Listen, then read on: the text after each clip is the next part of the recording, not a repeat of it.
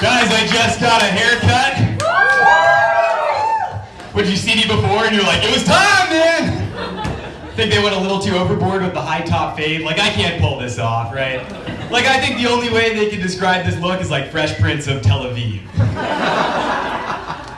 Can you imagine if Will Smith's tagline was like, Yalla ahi? Like, that would really occupy your attention. I don't like going to get my hair cut. The barber always asks too many questions. Like, what are we doing today? It's like, hey, look, you're the professional. I'm the guy wearing children's bed sheets, okay? Do not let me make any of the decisions here. And like, if I had free reign to get a haircut, I would just like always get a bowl cut, just so I would know what it felt like to be uncircumcised, right? Like, amusement is not a good look, right?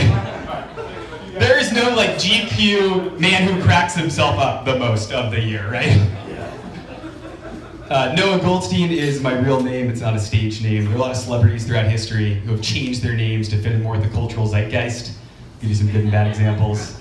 Bill de Blasio, the current mayor of New York, his real name is Warren Wilhelm Jr. because no one could win an election with that name after 1945, right?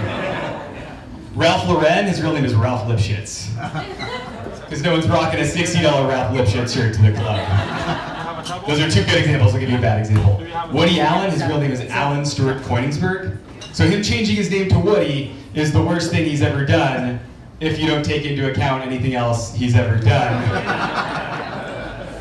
And that's somehow not even the worst one. The worst one of all time is Dracula. Dracula's real name is Vlad the Impaler. Wow, are you a Dracula fan? I'm Romanian. Oh, okay. Hello, I don't know if that's how you say hello in Romanian, but we're this is the first time anyone has reacted like that. Most people like leave. They're like, Dracula joke. I don't want to pee my pants again, you know. Dracula, as you mentioned, really Vlad the Impaler. Like, I don't know how he went from one name that was super scary to another name that's like almost equally as scary. Like, they couldn't come up with any sort of middle ground here, like Steve the Friendly Neighbor, Jenny from the Block, Cedric the Entertainer. Like, anything else would have been better. I kind of feel like that's like finding out that like Harvey Weinstein's real name is like Jeffrey Epstein, right?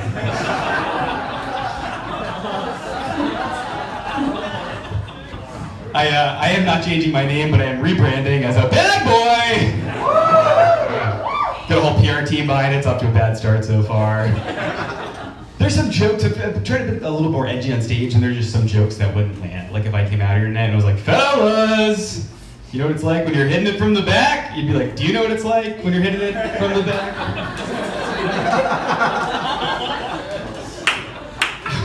Like when I heard the term locker room talk, I was pretty confused. I was like, that's not what we were talking about in the locker room after my high school boys volleyball games. We were talking about sex, we were talking about Star Trek. So grab him by the pussy and let's take back the galaxy, right? So I was at Union Station the other day, because it's where all the bad boys hang out. And I saw a pretty troubling sign. There's a sign for one of the buses that deluxe bus, Washington, D.C. to Philadelphia, guaranteed 2 hours. Like, have you heard of traffic? Like, you can't promise that. Yeah. Don't belittle me, Mr. Bus. You're probably thinking, like, why am I gendering a bus company?